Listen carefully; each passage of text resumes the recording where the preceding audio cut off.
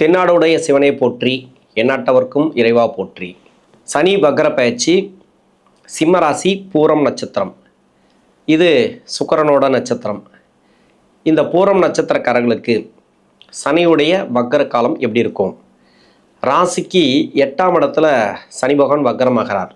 8ஆம் இடத்துல என்ன நட்சத்திரம் அப்படின்னாக்கா, ரேவதி நட்சத்திரம் 2ஆம் பாதத்திலிருந்து உத்திரட்டாதி நட்சத்திரம் 2ஆம் பாதம் வரைக்கும் 4.5 மாத காலங்கள், அதாவது 138 நாட்கள் சனி வக்ர காலங்களில் இருக்கிறார். சனியுடைய தாக்கம் கம்மியாகுமா? அஷ்டம சனியோட தாக்கம் கம்மியாகுமா? கண்டிப்பாக கம்மியாகும். ஒரு சில மாற்றங்களை நீங்கள் எதிர்பார்க்கலாம். அஷ்டம சனியிலேருந்து விடுதலையான்னு கேட்டால் இல்லை. ஏற்கனவே ஒரு சில பிரச்சனைகள் போயிட்டுருக்கு. அதாவது சிம்ம ராசிக்கு பிரித்து மேய்ஞ்சிட்ருக்கு. கஷ்டத்தை மேலே கஷ்டத்தை கொடுத்துட்ருக்கு. ஆனால் அந்த கஷ்டத்துலேருந்து ஓரளவுக்கு விடுதலை கிடைக்குமானா கிடைக்கும். இதுக்கப்புறம் எதுவும் செய்யாமல் இருக்கும். இந்த 4.5 மாதத்துக்கு ஏற்கனவே கொடுத்த கஷ்டத்தை நிவர்த்தி பண்ணுறதுக்கு அந்த 4.5 மாதம் பத்தாது. அது மாதிரி தான் இருக்கும். நிறைய பேருக்கு பொருளாதார பிரச்சனை, மன உளைச்சல் தான் அதிகபட்சமாக மனசில் தான் கை வச்சுருக்கோம். எந்த வேலையுமே செய்ய விடாது. அதாவது எந்த வேலை எடுத்தாலும் தடை தாமதங்கள். எதை செய்கிறோம் எதை விடுறோன்னு தெரிய மாட்டேங்குது. குடும்பத்தில் ஒரு சில குழப்பம். இவங்களுக்கு அஷ்டம சனி போயிட்டுருக்கு. வீட்டில் யாருக்காவது 7.5 சனி, சனி தசை, சனி சம்மந்தப்பட்ட ராகு தசை, இது மாதிரி கேது தசை, அது மாதிரி சனி சம்மந்தப்பட்ட கேது, அது மாதிரி தசைகள் யாருக்குன்னா போயின்னு இருந்ததுன்னா அவங்களுக்கே தெரியாது. ஆனால் இது மாதிரி இருக்கிறவங்களுக்கு சொல்ல முடியாத துயரம், எதுக்குடா வாழ்கிறோம் அப்படின்ற மாதிரி ஒரு மனநிலையை கொடுத்துருக்கோம். ஒருத்தருக்கு அஷ்டம சனினால தாங்க முடியல. வீட்டில் இன்னொருத்தருக்கு சனி தசையோ இல்லை 7.5 சனியா, இது மாதிரி அஷ்டம சனி யாருக்காவது இருந்துச்சுனாக்கா சொல்ல முடியாத கஷ்டங்களை அனுபவிச்சிருப்பீங்க.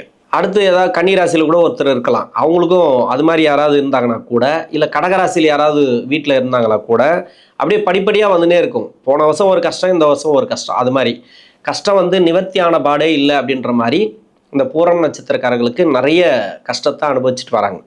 இப்போ வேறு யாருக்கும் அஷ்டம சனியோ 7.5 சனியோ இல்லை இந்த ராசியை ஒட்டி வேற ஒரு ராசி பக்கத்து ராசியில் யாருமே இல்லைனாக்கா பிரச்சனையே இல்லை. இவங்களுக்கு மட்டும்தான் கஷ்டம் போயிட்டுருக்கும். இவங்களுக்கு மட்டும்தான் கஷ்டப்பட்டுன்னு இருப்பாங்க. இவங்களும் பொருளாதார நெருக்கடி, வேலை பிரச்சனை, ஏதோ ஒன்று போயிட்டுருக்கு சார் அப்படின்ற மாதிரி தான் இருக்கும் இந்த காலகட்டம். இந்த நட்சத்திராதிபதி பார்த்தீங்கன்னாக்கா, ரேவதி நட்சத்திராதிபதி ராசிக்கு 2 குடைய கிரகம், 11ஆம் அதிபதினு சொல்லக்கூடிய புதனுடைய நட்சத்திரம். இது பாதகாதிபதி நட்சத்திரம், நன்மை செய்யாது. இந்த நட்சத்திரத்தில் வக்ரமாகிறார் சனி. அப்படியே வக்ரமாகி பின்னோக்கி வரும்போது உத்திரட்டாதியை டச் பண்ணுறார். உத்திரட்டாதி யாருன்னாக்கா, ராசிக்கு 6 குடைய கிரகம், 7ஆம் அதிபதினு சொல்லக்கூடிய சனி. இதுவும் பாதகாதிபதி நட்சத்திரம். அதனால தான் அஷ்டம சனி ரொம்ப கஷ்டத்தை அனுபவிச்சுட்டு வர்றதுக்கான காரணம். அந்த நட்சத்திரத்தில் தான் ஆல்ரெடி போயிட்டுருக்காரு. அதுலேயே வக்ரமாகிறாருன்னாக்கா அங்கேயே நிற்பார். எப்படி இருக்கு உங்களுக்கு சொல்லவே தேவையில்லை. அனுபவித்து முடித்தவங்களுக்கு தான் தெரியும். உங்களுக்கு அந்த அளவுக்கு கஷ்டத்தை அனுபவிச்சுட்டு வருவீங்க. இதுலேருந்து ஓரளவுக்கு விதிவிலக்கு உண்டு. ஏன்னா விரய ராசியில் இருக்கக்கூடிய குரு, அந்த குருடைய பார்வை அவருக்கு இருக்கிறதுனால இப்போ அஷ்டம சனியோட தாக்கம் கொஞ்சம் கம்மியாகும். கொடுக்குற கஷ்டத்தை கொடுக்காம இருப்பார். ஒரு 4.5 மாதத்துக்கு பிரேக்கப் பண்ணி வைப்பார். அது மாதிரி தான் இருக்கும். இப்போ தசாபுதி ரீதியாக பார்த்தீங்கன்னா, பூரம் நட்சத்திரம் 20 வருடங்கள் சுக்கிரனோட தசை. இந்த 20 வருடங்கள் சுக்கிர தசையில் என்னோட கணக்குப்படி நான் ஒரு 10 வருடம் நான் சென்ட்ரல் பகுதியில் எடுத்துக்கிறேன்.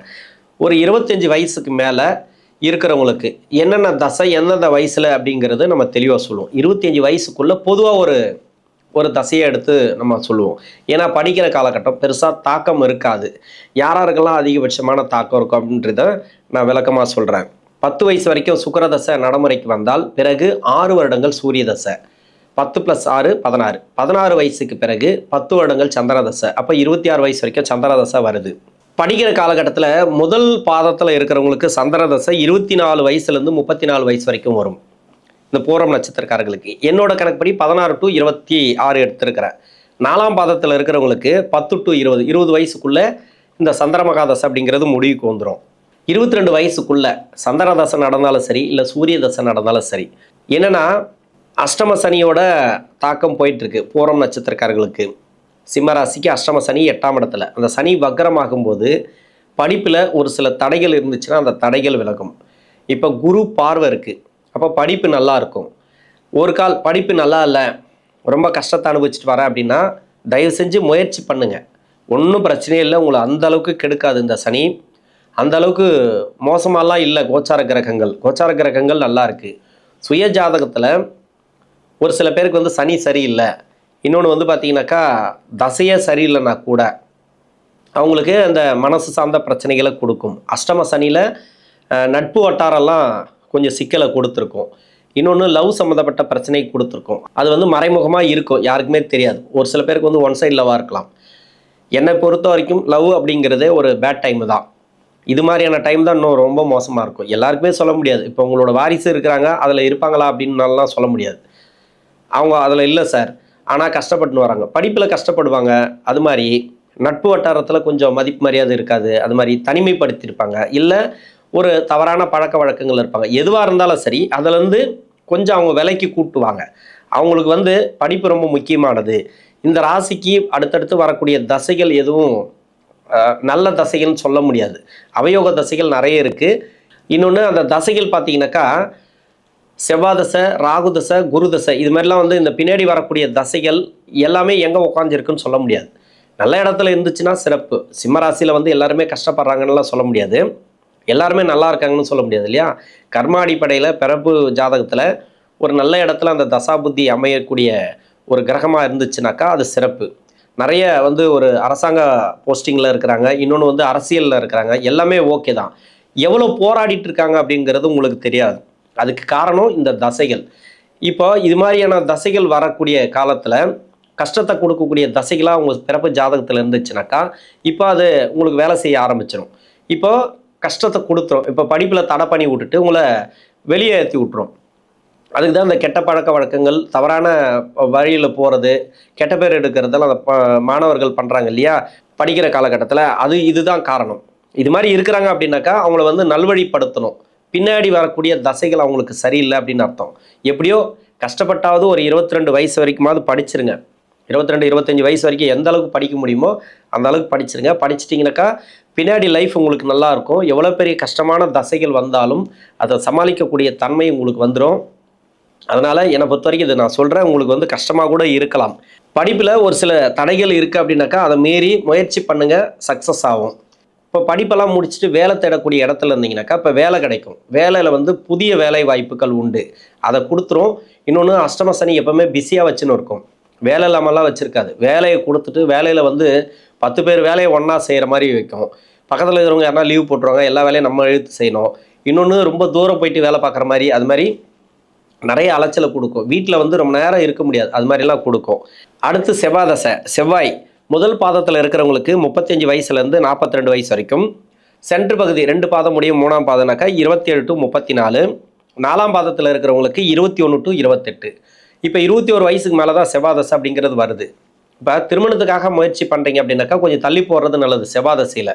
இன்னொன்று கேது தசையில் கூட ஒரு சில பேர் திருமணம் பண்ண மாட்டாங்க. அதே மாதிரி செவ்வாய் தசையில் அஷ்டமசனி நடக்கும்போது இப்போ திருமண வயசில் முயற்சி பண்ணிட்டு இருக்கீங்கனாக்கா அந்த திருமணத்தை கொஞ்சம் தள்ளி போடுறது நல்லது. ஏன்னா செவ்வாய் அப்படிங்கிறது 4ஆம் அதிபதி, வேலையை கொடுக்கும். வேலையில் நல்லா ஒன்றும் பிரச்சனை இல்லை, உங்களுக்கு நல்ல ஒரு முன்னேற்றங்களை கொடுக்கும். வேலையில் இருக்கிறவங்களுக்கு, தொழிலில் இருக்கிறவங்களுக்கு பரவாயில்ல, ஓரளவுக்கு அந்த கடன் பிரச்சனை அப்படி இப்படி இருந்தால் கூட ஓரளவுக்கு மாற்றங்களை கொடுத்துரும் இந்த சனி வக்கர காலத்தில்.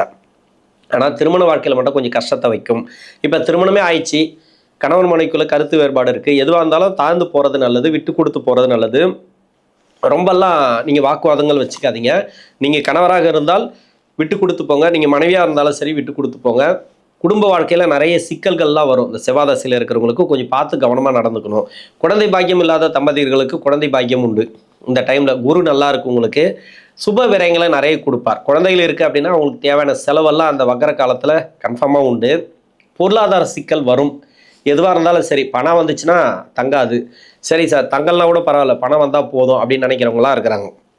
அது மாதிரி ஆனால் வருமானத்தெல்லாம் கொடுத்துரும், செலவு நிறைய வச்சுன்னே இருக்குது குரு. அது மாதிரி இருக்கும். இந்த செவ்வாய் தசையில் இருக்கிறவங்க இடம் வாங்கணும், வீடு கட்டணும் அப்படின்லாம் நிறைய முயற்சி பண்ணிகிட்டே இருப்பீங்க. அதிகபட்சமாக நீங்கள் முயற்சி பண்ணுங்கள்.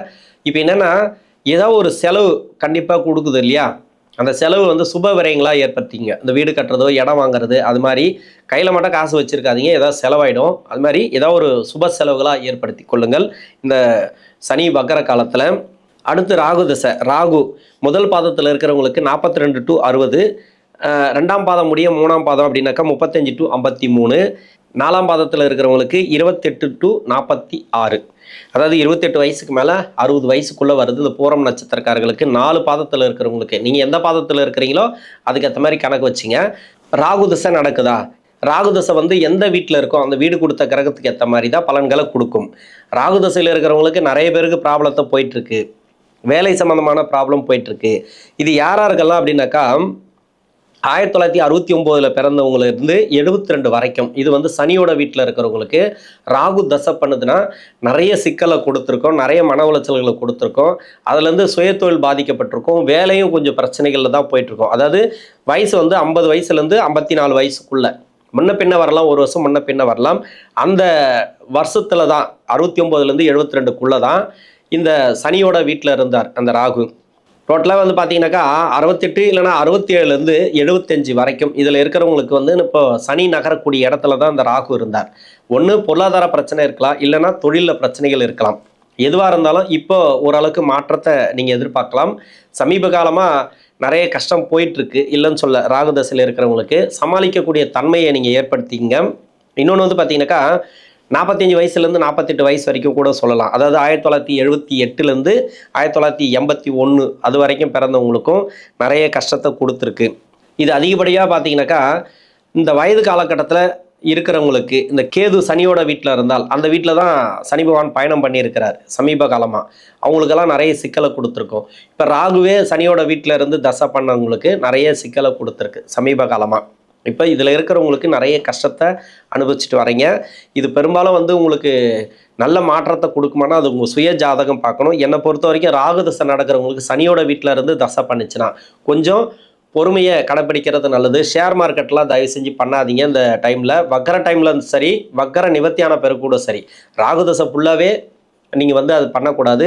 இப்போ ராகு தசையில் இருக்கிறவங்களுக்கு நிறைய பேருக்கு அந்த கடன் பிரச்சனை இருக்கும். கடன் நிறைய மணி லாக் ஆகிருக்கும். ஒன்று பணம் போய் வராது, இல்லை வாங்கி பணம் கொடுக்க முடியாமல் வந்திருப்பீங்க. இது மாதிரிலாம் இருக்குது இல்லையா? இப்போ குரு பார்வை ஓரளவுக்கு சப்போர்ட் பண்ணுது உங்களுக்கு. இந்த விரயத்தில் இருக்கிறதுனால குரு பார்வை வந்து இப்போ சனி மேலே படுறதுனால இப்போ அஷ்டம சனியோட தாக்கம் கொஞ்சம் கம்மியாகும். இந்த வருமானம்லாம் கொடுத்துக்கான வாய்ப்புகள் அதிகமாக இருக்குது. மன உளைச்சலேருந்து வெளியே வருவீங்க, மனசார்ந்த பிரச்சனையிலேருந்து வெளியே வருவீங்க. இடம் வாங்குறதோ வீடு கட்டுறதோ அதெல்லாம் வந்து பார்த்து பண்ணுறது நல்லது. இந்த டைமில் அதிகப்படியாக அந்த சுப விரயங்களை அதிகமாக ஏற்படுத்தி கொள்ளுங்கள். இந்த ராகு தசையில் இருக்கிறவங்க குடும்ப வாழ்க்கையில் ரொம்ப கவனமாக இருக்கணும். ஏன்னா ராகு தசையில் இந்த சனியோட நகர்வு பார்த்தீங்கன்னாக்கா கணவன் மனைவிக்குள்ளே மிஸ் அண்டர்ஸ்டாண்டிங் நிறைய வந்துகிட்டே இருக்கும். இன்னொன்று 2 ரூம் இருக்குனாக்கா ஆளுக்கு ஒரு ரூமில் இருப்பாங்க. இது மாதிரி தான் இருப்பாங்க. ஏதோ பசங்களுக்காக வாழ்கிறேன் அப்படின்ற மாதிரி தான் அவங்களுக்கு குடும்ப வாழ்க்கைங்கிறது போயிருக்கும் ராகு தசையில் இருக்கிறவங்களுக்கு. இது மாதிரி இருக்குதுன்னா கொஞ்சம் அனுசரித்து போயிடுங்க. எதையுமே பெரிய முடிவுகளை தயவு செஞ்சு எடுக்க வேண்டாம். அடுத்து குரு தசை. முதல் பாதத்தில் இருக்கிறவங்களுக்கு 60 to 76, 2ஆம் பாதம் முடிய 3ஆம் பாதத்தில் இருக்கிறவங்களுக்கு 54 to 70, 4ஆம் பாதத்தில் இருக்கிறவங்களுக்கு 46 to 62. அதாவது 46 வயசுக்கு மேலே 76 வயசு வரைக்கும் இந்த குரு தசை அப்படிங்கிறது வருது. குரு தசையில் இருக்கிறவங்களுக்கு நல்ல ஒரு வளர்ச்சின்னு சொல்லலாம். ஏன்னா அந்த ராசிக்கு வந்து 5ஆம் அதிபதினு சொல்லக்கூடியவர் பூர்வ புண்ணியஸ்தான அதிபதி, 8ஆம் அதிபதி. இப்போ 8ஆம் அதிபதியில் என்னன்னாக்கா பூர்வ புண்ணியஸ்தானத்துக்கு உண்டான ஒரு பலனை கொடுத்துருக்கும். நல்ல ஒரு வருமானம் வேலை வாய்ப்பெல்லாம் கொடுத்துட்டு நிறைய இடத்துல வந்து கஷ்டப்பட்டு தான் இருப்பீங்க. என்னதான் வருமானம் வேலை வாய்ப்பு வந்தால் கூட சொந்த பந்தங்களில் கொஞ்சம் நெருக்கடிகள், இன்னொன்று கணவன் மனைக்குள்ளே கொஞ்சம் நெருக்கடிகள், கடன் பிரச்சனையும் கொடுத்துருக்கும். அஷ்டமாதிபதி தசைங்கிறதுனால 8ஆம் இடத்துல சனி, அதாவது அஷ்டமாதிபதியும் 8ஆம் இடத்துல சனியும் சொல்லவே தேவையில்லை. நிறைய கஷ்டத்தை அனுபவிச்சுட்டு வருவீங்க. என்னதான் இருந்தாலும் பரவாயில்ல சார், அப்படி போயிட்டுருக்கு, பரவாயில்ல, குடும்ப வாழ்க்கை, இந்த மாதிரி குழந்தைகள் அவங்களோட வளர்ச்சி அப்படி தான் போயிட்டுருக்கு, பரவாயில்ல, அவங்களுக்காக வாழ்கிறேன் அப்படின்ற மாதிரி தான் போயிட்டுருக்கும். என்னை பொறுத்த வரைக்கும் என்னென்னாக்கா குரு தசை ஓரளவுக்கு பரவாயில்ல. சனி வக்கர காலத்துலேயும் சரி, அஷ்டம சனியில் கூட எனக்கு தெரிஞ்சு நல்லா தான் இருக்கும் என்னை பொறுத்த வரைக்கும். இதில் குடுக்கல் வாங்கல கொஞ்சம் கவனமாக இருங்க. இந்த சனி வக்கரம் ஆகும்போது அதாவது வாங்கின பணத்தை நீங்கள் கொடுக்கலாம், இல்லைன்னு சொல்ல. கொடுத்த பணத்தை நீங்கள் எப்படியாவது பேசி வாங்கிடுங்க. இதுக்கு பிறகு நீங்கள் பணம் வாங்குறதோ கொடுக்குறதோ ரொம்ப கவனமாக கொடுங்க. ஏன்னா இந்த டைம்ங்கிறது கொஞ்சம் டஃப்பான டைம். இந்த குரு தசையில் அஷ்டமாதிபதி தசையில் ஏதாவது கொடுத்தீங்கன்னாக்கா அது வரத்துக்கு உண்டான வாய்ப்புகள் அதிகமாக இல்லை, ரொம்ப லேட்டாகும். இல்லைன்னா சொந்த பந்தத்தில் நெருக்கடிகளை கொடுக்கும், மனசார்ந்த பிரச்சனைகளை கொடுக்கும். எதுவாக இருந்தாலும் சரி, உடல்நலத்தை பார்த்துக்கிறது நல்லது. உணவு பழக்க வழக்கங்களை கொஞ்சம் கவனமாக இருங்க. அடுத்து சனி தசை. இந்த 4 பாதத்தில் இருக்கிறவங்களுக்கும் 62 வயசுக்கு மேலே தான் 19 வருடங்கள் கிட்டத்தட்ட பார்த்தீங்கன்னாக்கா 95 வயசு வரைக்கும் வருது. 62, 63 வயசுக்கு மேலே 95 வயசுக்குள்ளே வருது 4 பாதத்தில் இருக்கிறவங்களுக்கும். சனி தசை சிம்மராசி பூரம் நட்சத்திரக்காரர்களுக்கு பின்னாடி வரக்கூடிய தசை எப்படியும் உங்களுடைய வாரிசுகளுக்கு சிறப்பு அப்படின்னு சொல்கிறேன். ஏன்னா பூர்வ புண்ணிய ஸ்தானாதிபதியோட நட்சத்திரத்தில் இருக்கும், பூர்வ புண்ணிய ஸ்தானாதிபதியோட கூட இருக்கும். ஏதோ 5ஆம் அதிபதி கன்ஃபார்மாக சம்மந்தப்பட்டிருக்கும். 5ஆம் அதிபதி யார்? குருவோட பார்வை வாங்கி நிற்கிறாரா. இப்போ வந்து வாரிசுகளோட வளர்ச்சி நல்லா இருக்கும். அது இன்னொன்று பார்த்தீங்கன்னாக்கா அவங்களுக்கு வேலை வாய்ப்பு, தொழில், வீடு கட்டுறது, இடம் வாங்குறது, இது மாதிரி இந்த சனி தசையில் இருக்கிறவங்களோட வாரிசுகளுக்கு சிறப்பு. அதாவது குடும்ப வாழ்க்கையில் இருக்கிறவங்களுக்கு, உங்களை நம்பி இருக்கக்கூடிய உங்கள் குடும்பத்தில் இருக்கிறவங்களுக்கு நல்ல ஒரு வளர்ச்சிகளை கொடுக்கும், திடீர் வளர்ச்சிகளை கொடுக்கும். திடீர் வந்து தொழில் அமையிறது, அது மாதிரி வீடு கட்டுறதோ இடம் வாங்குறதோ, இது மாதிரி நிறைய பாசிட்டிவான விஷயங்கள்லாம் இந்த சனி தசையில் கிடைக்கும். இன்னொன்று, நிறைய கோயில் குளம் போயிட்டு வரதெல்லாம் பிளான் பண்ணிங்கன்னா இதில் சக்ஸஸ் ஆகும். நிறைய கோயில் குளத்துக்கெல்லாம் நிறைய போவீங்க இந்த சனி தசையில் இருக்கிறவங்க. எதுவாக இருந்தாலும் சரி, இந்த சனி வக்கர காலம் அப்படிங்கிறது சிம்மராசி பூரம் நட்சத்திரக்காரர்களுக்கு நல்ல ஒரு ஏற்றத்தை கொடுக்கக்கூடிய காலம். நன்றி.